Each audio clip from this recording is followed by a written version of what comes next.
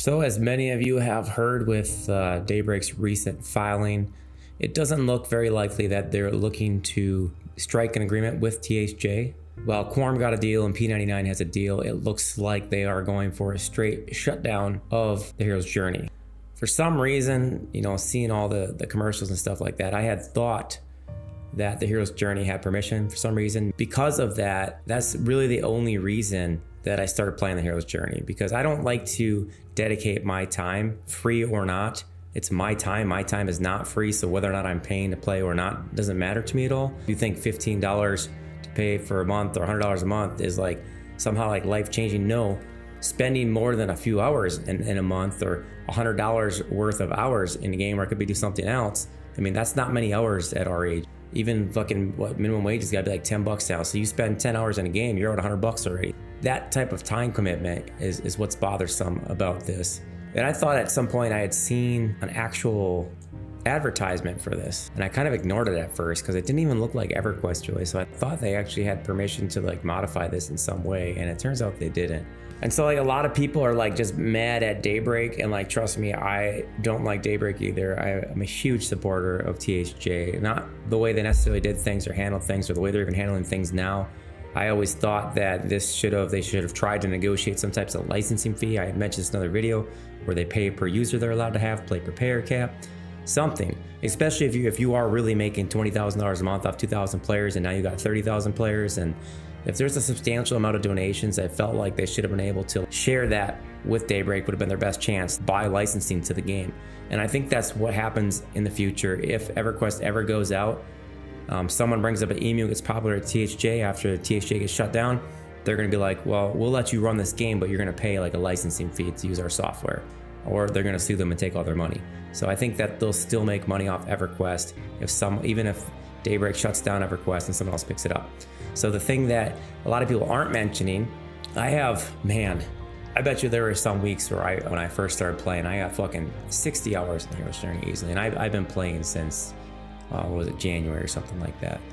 And early on, I always have those bug fix videos and recommended videos, and they put them in and talk. And there used to be people that used to chat with me, but once they found out that I'm not drinking the THJ Kool-Aid, I'm going to do my own thing and keep my own opinions no matter what, and they can't influence the content I make, that kind of died down some. But nobody is talking about how there's this group of people that's mad that the hero's journey put all the emulation stuff at risk and they don't play the hero's journey. There's people on the hero's journey that are mad that the community's not supporting it and mad at Daybreak, but I don't understand where the group of people are that are pissed off at the hero's journey that support and love to play on the hero's journey for doing this. Like I said, some weeks I put 60 hours into this game, if not more, and I got my brother playing, I got friends playing, all playing this game, and they're putting time in this game. I probably have at least 500 plus hours. It could be a lot more than that into this game. That's 500 hours that's about to go away when it gets shut down. Now, I get it. It was at my risk, my fault, then do my due diligence, make sure they're doing things the right way. But the reason I've never played on emu servers in the past is exactly because of that. Because I played on World of Warcraft, those classic emulation servers, and they would get shut down and go offline. All your progress is lost. I don't like that. I like to be able to go back and see my progress, have my characters there. And even though it's still a waste of time, my time is stored. Now when THJ gets shut down, my time is gone, and I've dedicated and spent a lot of time in THJ. That makes me a little bit mad at the developers of THJ. And I haven't seen a lot of this anger towards THJ developers for putting the player base in this position. If you were running advertisements, taking massive donations, able to run this server, we're counting on you, whether we donate or pay or not, to have us in mind when you're doing things. And I'm about to lose 500 plus hours of my time into a game, and it was fun and I enjoyed it, but I probably wouldn't have played if I had known that it could be shut down at any time. Who wants to play on a server like that? Just so happens that I was able to get the max and do all my stuff, but what if I had just started out and I put 200 hours in or whatever, and just started my character, and then the server goes offline? I'd be pissed as hell. And there's players like that right now that are just starting out, probably donate some money, got some echoes of memory, and they haven't explored the game for all it's worth, and now it's the server could be shut down. How are people not mad at the developers? It's not Daybreak's fault that you stole intellectual property, modified it, customized it, got really popular, took all these donations, like how, and they feel threatened by how popular. That's not Daybreak's fault. THJ did that, and you did a damn good job, and you should have done it another way. Well, yeah, Daybreak sucks. Like, people need to really stop and think like, hey, THJ screwed us over too, especially if they get shut down. So, and I think when you start talking about making a legal fund, I really feel like you're gonna take that money and run. Like, there's not like a GoFundMe that's building up and you're gonna send the money back. You know, it's like just donate in the same way, and then you're probably allowed to expensive that escrow account. You could just literally put legal fees and send a check for $50,000 out, $100,000 out. Like, no one's gonna know. You want us to donate, and I'm not saying want because they haven't requested it, but there's, they're putting on there, you can donate for legal fees. So you're now requesting our assistance after you guys wasted our time playing on your server that you didn't do a legitimate way. And it's crazy to me. I love THJ. I absolutely love what you guys did. It doesn't even seem like the same game, and I hope that you guys maybe make another game when you get shut down, something like this. But then really, like, do you even need to multi-class? If it's a new game, you can just make like the class. Like, it would be kind of weird to have some of the features you have on a brand new game. It only works because you have these existing classes, existing content zones. So I do hope that you guys like make something of your own, but like, people need to not just be mad at Daybreak for protecting their property. They should also be mad at the people running the hero's journey, because you're taking in that much money, and at no point did you not contact like a lawyer or seek any type of legal help when you started getting big and popular to see like, hey, if we're protected, or what can we do to protect our player base, or maybe look into what you're doing a little bit. That just makes no fucking sense to me. Yeah, mad at Daybreak, very disappointed in the way that, not THJ the game, but the way that the leaders, company runners, there's a company for THJ, handled this whole thing. It really is disrespectful to our time after playing a game that was respectful to our time. I'm about to lose 500 plus hours. I spent a massive quantity of time in EQ, and I think I have like a level 85 warrior that has like fucking a full year played or something like on it, something ridiculous.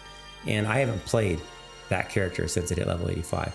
And I can log into that account right now, and that character's still there. Yeah, wasted my time, whatever, but it's still there. The progress or whatever is still there, even though it's, nullified by future expansions and gear. But like, I can see that character still, and we're about to lose that with the hero's journey after they get shut down. I think the blame has to be placed. Like, you can be mad at Daybreak, but you should be even more mad at the hero's journey, a server that's all about, respecting our time.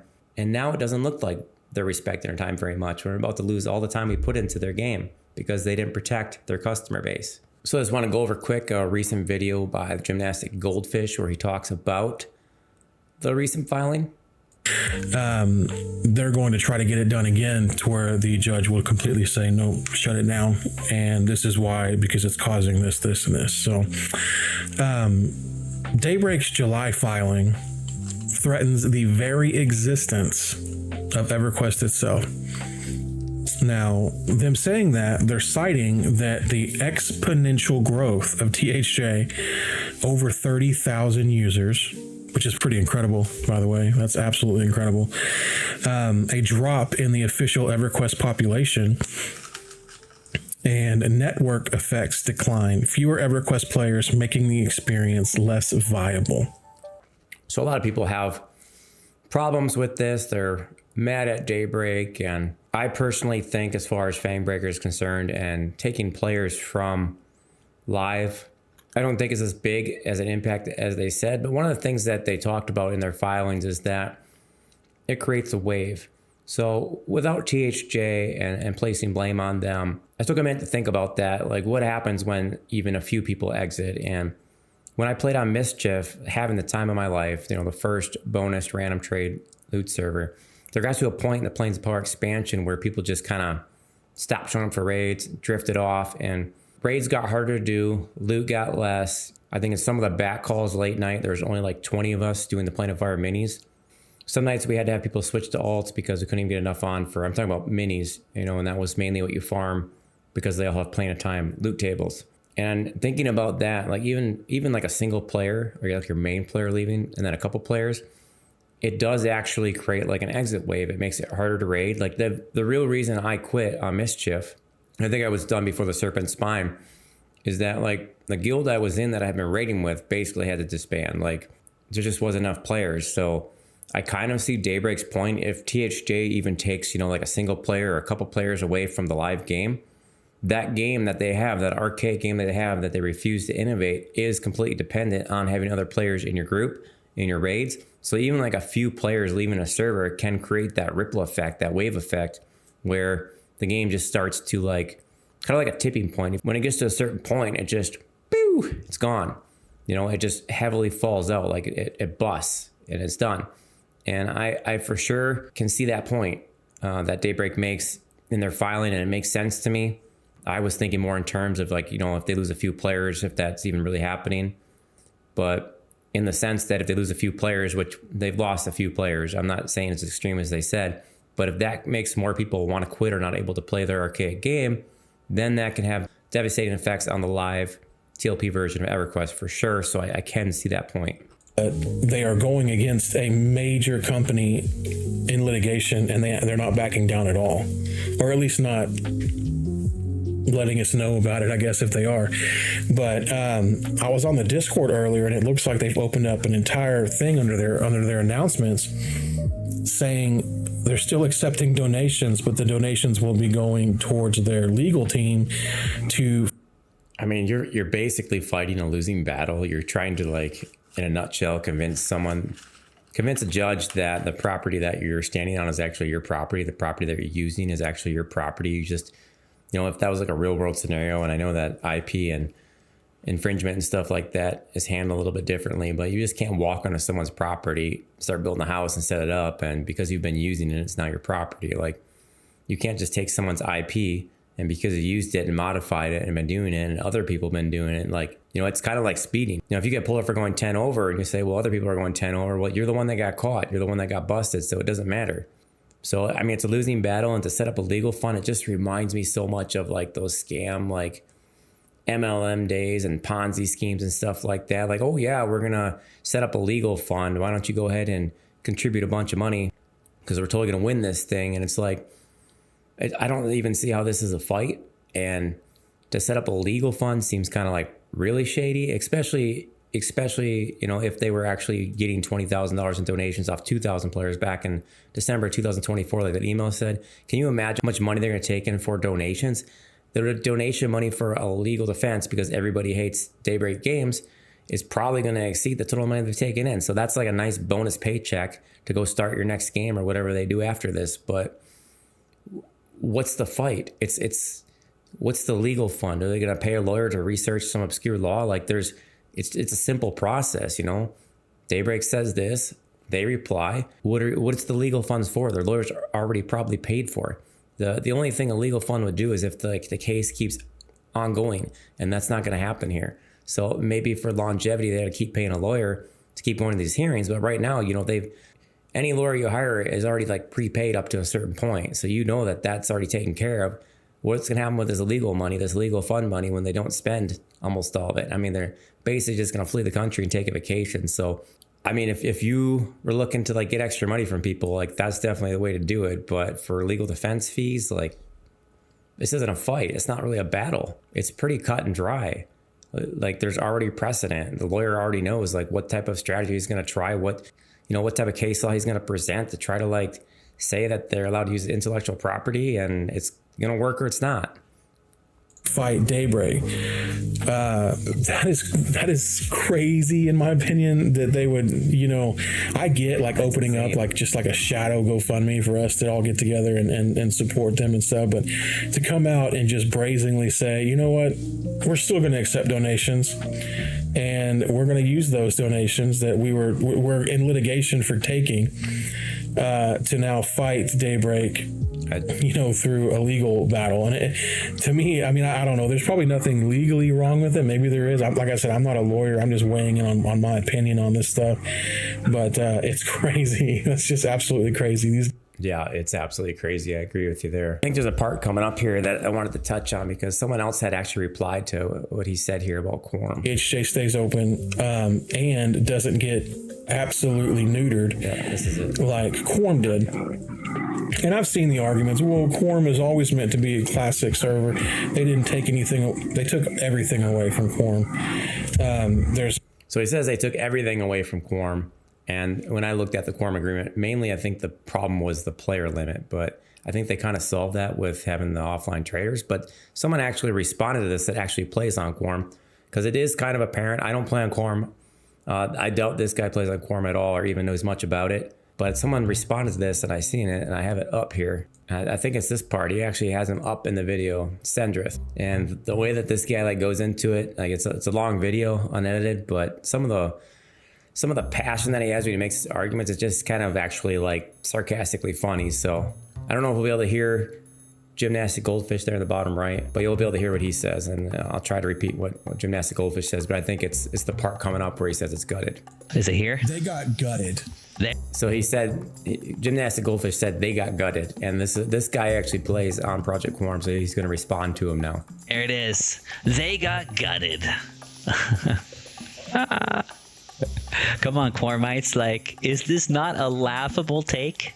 I mean, I know many of you are maybe not happy about the deal with Daybreak, but let's be honest, has Quarm been gutted? We still have Zeal. We still have pretty much everything. We've had our fingernail extensions clipped, or our eyelash extensions clipped. Maybe we had to take some makeup off or some shit. But gutted? This is a completely like... this person obviously doesn't play Quarm, and I think he's obviously thinking about THJ. 100% gutted. 100% gutted. Just like, are you looking for clickbait, dude? It's ridiculous. It's ridiculous. And I've got to say, like, I'm going to sit back and I'm going to say something that I feel like might be an unpopular opinion here. So don't get too upset with me. Don't worry, dude. I'm just laughing. You're so far off base, I can't even get upset. I honestly, I'm not trying to throw whatever quote unquote shade at anybody, but this is 100% Secret's fault. 100%. Daybreak didn't go after it at all. So he's right. It is 100% Secret's fault that we now have a deal with Daybreak and we can operate without having to worry about being shut down. So I didn't even know Secrets was a person, because like I said, I don't play on Project Quarm, but like for someone to prematurely shut down and then go seek a deal, any type of deal, I don't know how people say that, like they're giving in or backing down. Like, dude, you have zero chance, like literally almost zero chance of winning an intellectual property lawsuit in this fashion. Like, the only thing that you can do to stay alive is to stay out of the radar, stay off their targets, like go there and make the deal. It doesn't matter what you negotiate. You can see THJ isn't going to be able to negotiate a deal. They're going to try to shut them down. And there's almost no way that they're not going to be shut down. So whatever happens after they get shut down, that's that. But to like try to like put it on somebody else that's running their own emu server that doesn't want to get sued and lose their assets and be potentially at risk, like maybe Secrets doesn't have an LLC. Maybe he or she maybe isn't protected if she gets sued. Maybe, you know, she's got a family, household stuff, doesn't want to lose it. So I don't understand that at this point at all. Like, almost any normal person in that scenario, you would leave the property if you're trespassing and like ask permission if you need to be there. You wouldn't just like stand there and be like, you're gonna make me move, like call the police. Like, and it's no different for intellectual property. Like, you're using someone else's stuff. They dictate to you if you can use it or not and how you can use it. Like, what deal are you trying to work out? There's no people like Secrets and Aporia for THJ. They don't have negotiating room. They don't have anything that Daybreak needs. They don't have any cards. They're just kind of like praying, and especially in THJ's case, that a judge sides with them for whatever reason. I'd be really interested to see what type of defense they come up with, but they probably honestly don't care because they're going to take their legal fund and just hit the road. It's horrible. And, well, oh no, we can't use Shard of Decay. And you're going to have to deal with a fucking Wood Elf Ranger instead of an Ixar Ranger. And a Barbarian Beast Lord. The end is nigh. The end is nigh. What have you done, Secrets? You have betrayed us. So, for him for their starters, shut the server down without considering any of his player base whatsoever. Without considering any of his player base whatsoever. Or maybe considering the player base just because they want Quarm to survive. And there's another part in here where he actually talks about Project Quarm. Let's see if I can find it. Here it is. It's great. That custom content was nothing, dude. Like, even if you don't play Quarm, Like, how do you think this means Quarm is gutted? You got to just be way off your rocker. See, what I think it is he's thinking about THJ because people are seeing this and they're starting to freak out. They're realizing this is reality hitting, that THJ is not coming through this unless they win the lawsuit, which is a freaking, like, I don't know how that would happen. Best of luck to you. I'm no like huge Daybreak supporter, but that's where all this is coming from, because they're seeing this and they're like, oh no, wait, the request to remove XR Rangers and we're gonna give you a written deal to operate legally as an EMU server if you take out these few custom classes and a few custom zones that you don't even use? And he immediately rolled over. Yeah, he did. The only thing he should have argued about was the player cap, dude. Like, that's where you should be making a video, is about that player cap. That's where our secrets might have maybe done a better job of pushing. No offense, secrets, because you don't have any cards, so you couldn't do much pushing. But the player cap is the only thing to really talk about. Like, you think that's the content is the problem, removing these custom classes and a few custom zones that we don't even use except for Fireclad Ocean? And I don't think many people are even using that. People don't like the PvP zones, except I do, because there's nobody there, which is my point, that how I know that people don't like it, because I go there because other people aren't there, like, so I can solo with my buds. It's like, dude, and that's only one of the, we still have the other PvP zones. We have the PvP version of Seb and PvP version of all these dungeons that my friends have been using. It's just the Fireclad one because it's customized, because it's not Iceclad. That's why it got taken out, dude. It's like, it's nothing. You're way off, man. And then here's the actual changes, and this is, I think Dr. Nacho's talking about the changes in here. And as you saw from the last segment, like, I don't play Quarm, so apparently the stuff they took out of Quarm, the custom content, which would scare the shit out of any THJ player, was like nothing. Most of the stuff apparently is not even used. Some of the stuff was like announced stuff that's not even out. So the only thing I think that Project Quarm people are upset about, or could be upset about, is really that 1200 player cap. But here's all the changes. They came back, and Daybreak came back and went like this. They said, okay, we're not going to destroy you, we're just going to deball you. Really simple. We're just going to cut your balls off. And what it is here, we want you to remove specific items as part of our agreement. So like we saw on the last one, it almost seems like same thing is happening here, where from a THJ standpoint, removing custom stuff in the game is like everything. But obviously it looks like, you know, maybe this guy doesn't play on Project Quarm either, or he wouldn't say, you know, cut your balls off. So this tells you what Daybreak is really afraid of and what they're really trying to do. And I'm going to go into that too. So what they're afraid of are custom content, custom zones, and all that. Why are they afraid of this? Is because they do not want any innovation at all. They do not want anybody else setting the narrative, anybody else setting expectations for EverQuest's future. So anybody innovating makes it harder for them to sell their game. They want to sell you the same slop that they've been putting out for years and years and years, telling you all the lies like, oh, this stuff is, we can't do anymore, it's too hard, no, we don't have enough people working on it. When a small team can do all of this stuff, they want to make you believe that that's not possible. They don't want custom zones. They don't want custom. And like we said, like this stuff, according to Sendrith, who plays in Project Quarm, this is like just trash. Like, this is hardly like any part of the content or the game itself. Keep in mind, there's a population cap that they're going to put on here. I don't know if it's that big a deal, because it's supposed to be 1,200 people. I have heard that Project Quarm gets over that or around that, so I think the player cap is their most concerning thing. But like you said, they're releasing Luckland. When it comes back online, it's going to allow offline traders, so that should cut down on some of the population, because the offline traders won't be online taking up space. If you play on their dumb servers, their bot servers run by all the chrono lords, you're just feeding into that. But if you stop playing on their stuff, at some point, they're going to realize, hey, this isn't really good. And one of two things are going to happen. They're going to either have to innovate somehow and come up with something new, or maybe they'll go belly up, which would actually be kind of funny, because if that happened, then THJ could come back out and they would be back to where they were. So one thing to keep in mind is that like EverQuest 1 and EverQuest 2 is only about 10% of the total profits of Daybreak and the parent company. So even if EverQuest goes belly up, that does not necessarily mean they're going to allow people to run EverQuest. The company's still going to be there, and they'll probably happily still sue people. Just because they shut EverQuest down doesn't mean they don't own it still. So, well, that would be great to boycott all the EverQuest servers and make them shut down, and maybe people can start getting away with some stuff because they're not competing with Daybreak, and Daybreak's not making money off EverQuest 1.